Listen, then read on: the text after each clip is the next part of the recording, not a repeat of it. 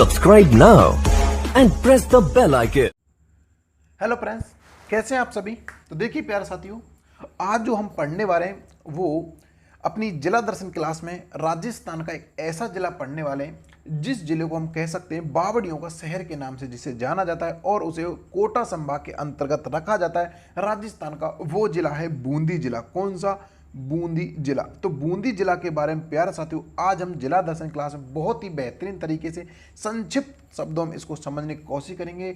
इसकी हिस्ट्री क्या रहेगी, इसका कल्चर क्या था और इसकी ज्योग्राफी क्या थी, इन बातों पर हम विशेष चर्चा करेंगे। और इसका सामान्य ज्ञान यानी कि हम इसके पूर्णतः इसको निचोड़ जो हमारा चल रहा है आरबीएससी किताबों का, आरबीएससी की जो किताब हमारा उनका निचोड़ जो हम पढ़ा रहे हैं वो जो इसके वन लाइनर क्वेश्चन बनते हैं वो सारे क्वेश्चंस हमको इस वीडियो में देखने को मिलेंगे। तो प्यारे साथियों वीडियो को अंत तक देखिएगा और हो सके तो चैनल को सब्सक्राइब भी कर लीजिएगा जिससे आपको हर एक वीडियो का नोटिफिकेशन साथ साथ मिलता रहे। वीडियो को देखो, स्किप तो करना नहीं है और जितना हो सके वीडियो को शेयर कर देना। बस इतना सा आपको एक काम कर देना और लाइक भी कर दीजिएगा अगर वीडियो पसंद आता है तो प्यारे साथियों चलिए इसमें हम बूंदी जिला के बारे में पढ़ेंगे जिसको हम कोटा संभाग के अंतर्गत जाना जाता है, इनकी कोटा संभाग के अंतर्गत रखते हैं। अगर मैं बात करूं देखो कोटा संभाग जिसको हाड़ौती क्षेत्र के नाम से भी जाना जाता है, हाड़ौती क्षेत्र। तो ये हाड़ौती क्षेत्र के अंतर्गत आते हैं अपने कोटा आता है, झालावाड़ आता है, बूंदी आती है और आपका बार आता है। ये चार जिले आते हैं और यही कोटा संभाग के अंतर्गत चार जिले आते हैं। तो इसमें हम बूंदी को पढ़ने वाले जिसे हम छोटी काशी के नाम से जानते हैं, ठीक है ना। इसके बारे में हम आज विस्तार से पढ़ने वाले हैं और जिसको हाड़ौती क्षेत्र के अंतर्गत रखा जाता है। चलिए प्यारे साथियों बूंदी डिस्ट्रिक्ट के बारे में जानकारी लेते हैं। तो देखो ये अपना बूंदी है, ये अपना क्या है बूंदी, ये अपना बूंदी है, इसके बारे में हम पढ़ने वाले हैं। तो पहले अगर मैं बात करूं इसकी देखो नामांकन की, भाई इसकी बूंदी का नामांकन कैसे हुआ था। तो देखो इसका जरा सा इतिहास आपको पढ़ना होगा।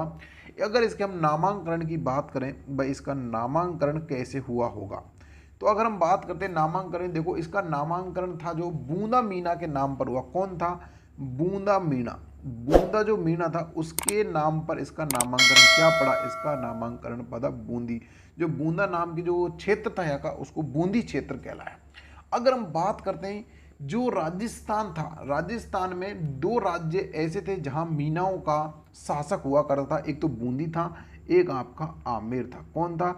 यानी कि दो राज्य ऐसे थे, उस समय राज्य ही कहा जाता था जहाँ पर बूंदी और आपकी आमेर, जिन पर मीनाओं का शासन था। किनका था?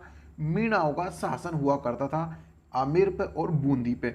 और बूंदा मीना के जो दो पौत्र थे, यानी कि बूंदा मीना के जो पुत्र थे, जैता को हराकर हाड़ा देवा चौहान था, उसने यहाँ पर बूंदी की स्थापना करी जिसमें हाड़ा वंश की स्थापना की गई थी। तो ये चीज़ आपको, ये जरा सा इतिहास था वो आपको जानना है, तब आपकी बूंदी की स्थापना की गई थी, ठीक है ना। चलिए अब हम बात करते हैं बूंदी के बारे में। देखो अगर हम बात करते हैं बूंदी की तो भाई इसके क्या उपनाम है, तो हम बात करते हैं उपनाम की। इसको द्वितीय काशी कहा जाता है। ध्यान रखना प्यारे साथियों, राजस्थान में द्वितीय काशी किसे कहा जाता है, तो द्वितीय काशी किसे कहा जाता है? बूंदी को कहा जाती है। बावड़ियों का शहर, तो बावड़ियों का शहर किसे कहा जाता है? बूंदी को कहा जाता है। और छोटी काशी भी बूंदी को कहा जाता है।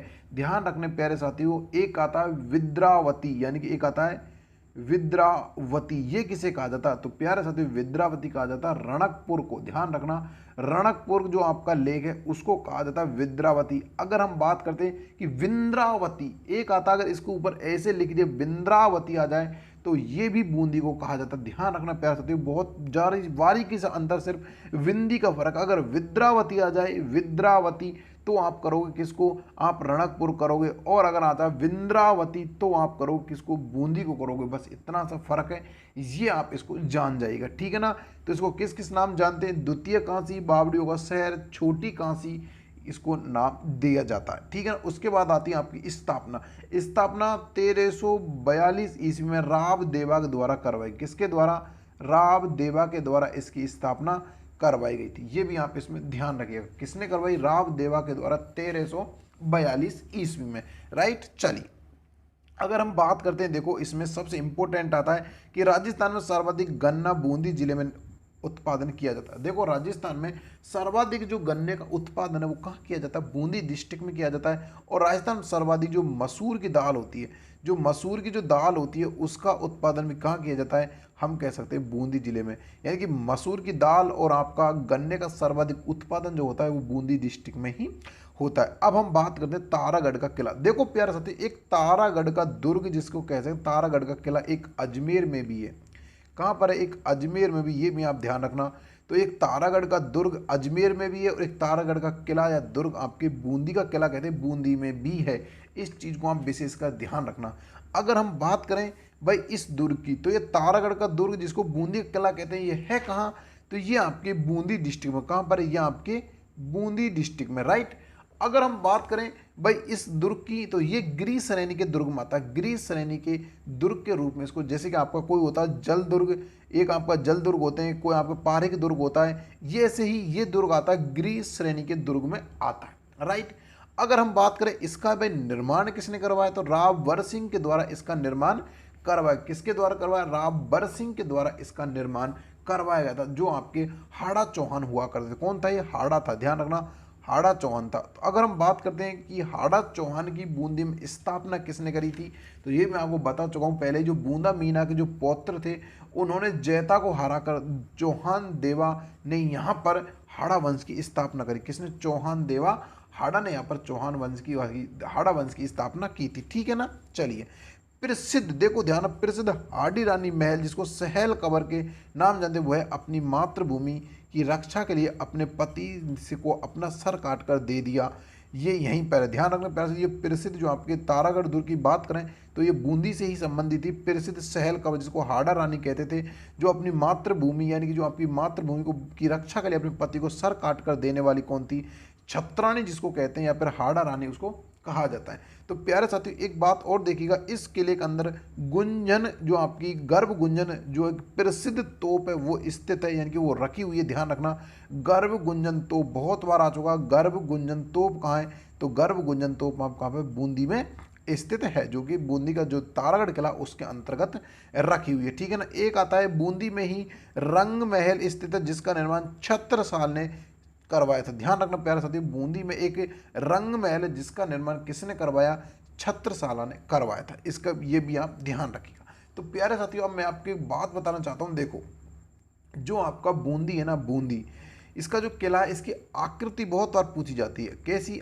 आकृति, बहुत बार पूछी। इसकी जो आकृति ध्यान रखना प्यारे साथियों, वो तारे के समान है। कैसे, तारे के समान है।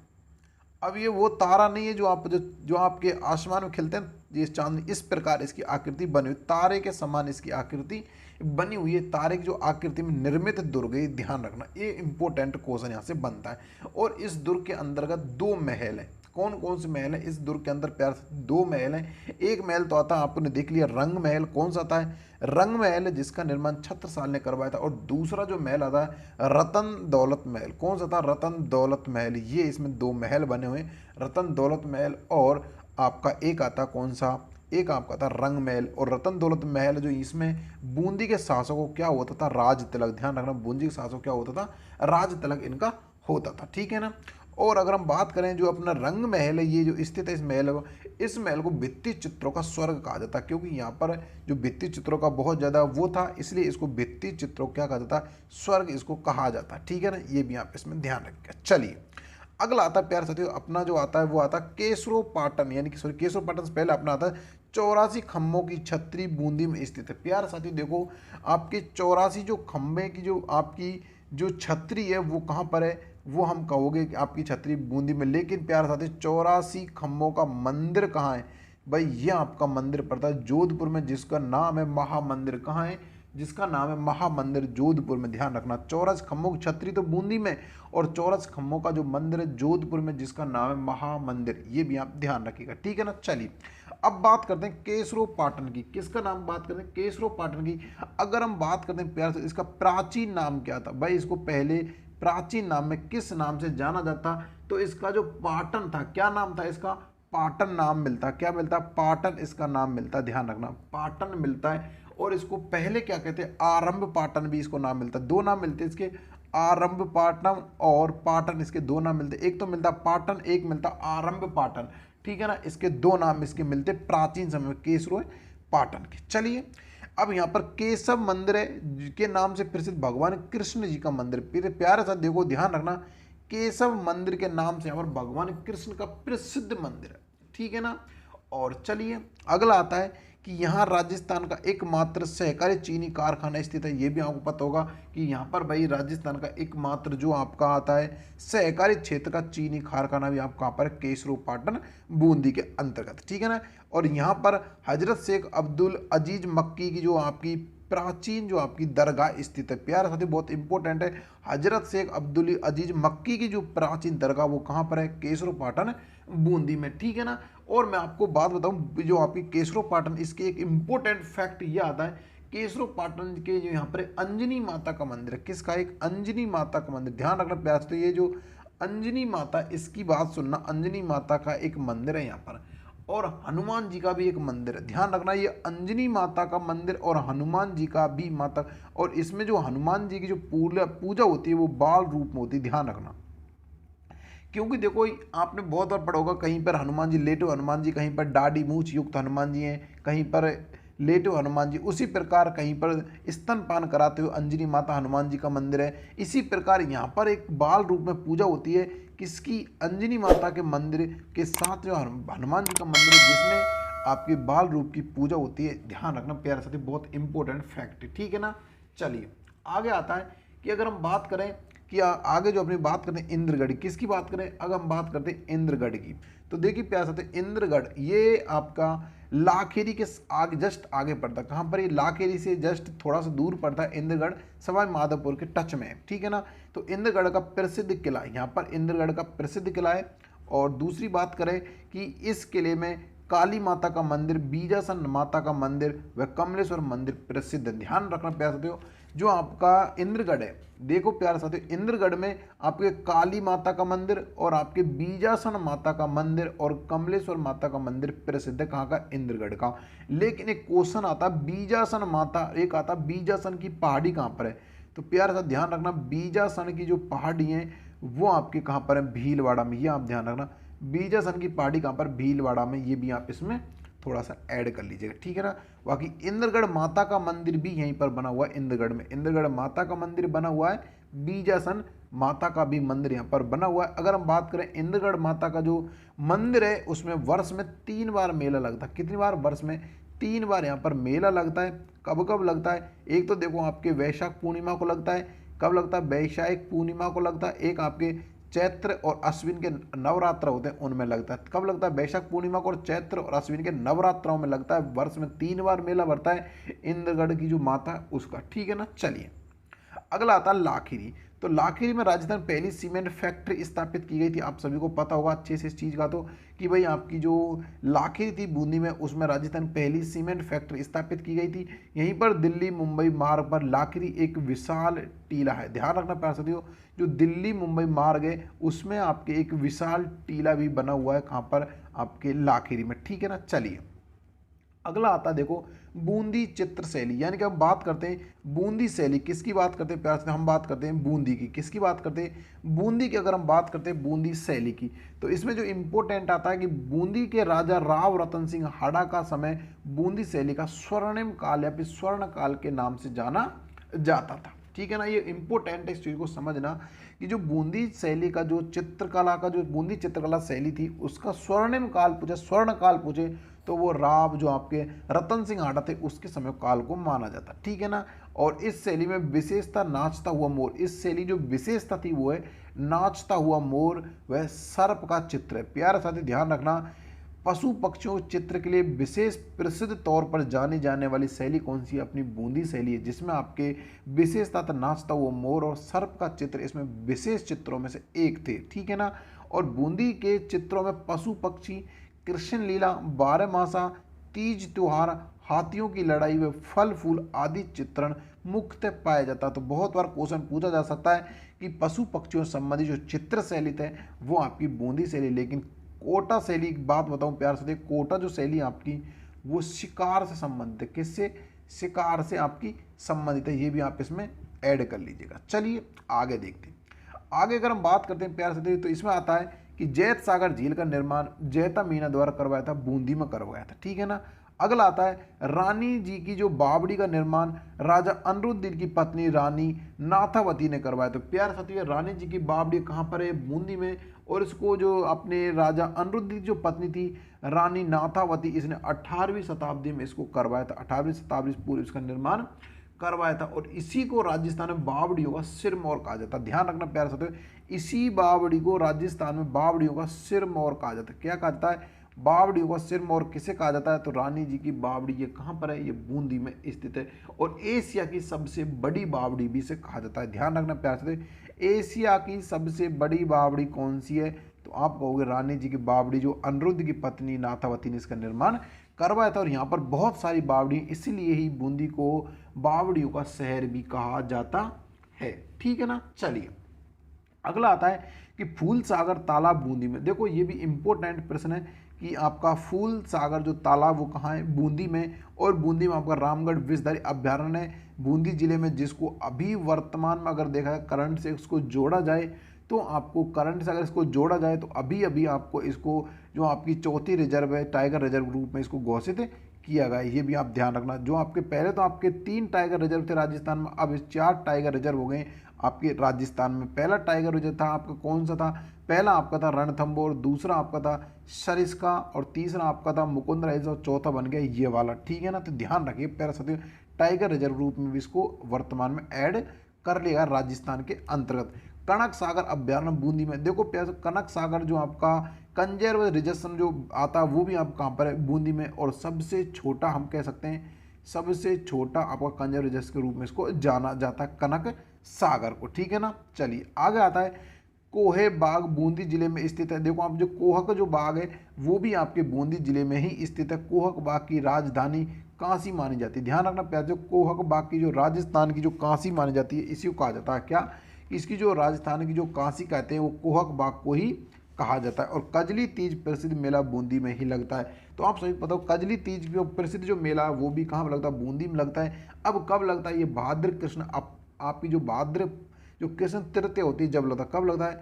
भाद्रपद कृष्ण तृतीया। कृष्ण तृतीया को ये मेला लगता है। कजली तीज का मेला कहाँ लगता है? ये आपकी बूंदी में लगता है। ठीक है ना। तो प्यारे साथियों, ये सारी बातें हमने किससे करी? ये हमने बूंदी डिस्ट्रिक्ट से करी। लेकिन मैं आपको कुछ और इम्पोर्टेंट इसके एक्स्ट्रा फैक्ट बता देता हूँ जो आपके लिए एग्जाम की दृष्टि से बड़े ही इम्पोर्टेंट है। जैसे कि एक आता है, देखो जो बूंदी आपका जैसे समझिए कि बूंदी वाला डिस्ट्रिक्ट था, ये माना आपका बूंदी का एरिया था, समझ रहे हैं इस चीज़ को।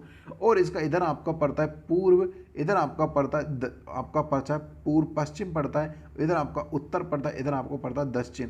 जो आपके पश्चिम और आपके दक्षिणी जो ये वाला इलाका था, पश्चिम और दक्षिण वाला इलाका था बूंदी का, इस इलाके को कहा गया था 52-42 का क्षेत्र कहा जाता था। किसका कहा जाता?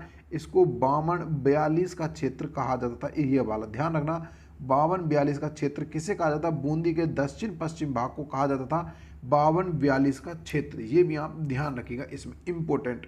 और अगर मैं बात करूं जो बूंदी का उत्तर पूर्वी भाग था, ये वाला जो भाग था उत्तर पूर्वी भाग था, ये कुछ समय सूरसेन जनपद के अंतर्गत आता था। किसके? सूरसेन जनपद के अंतर्गत आता था, जिसकी राजधानी क्या थी? मथुरा। ये भी आप ध्यान रखना, जिसकी राजधानी क्या थी?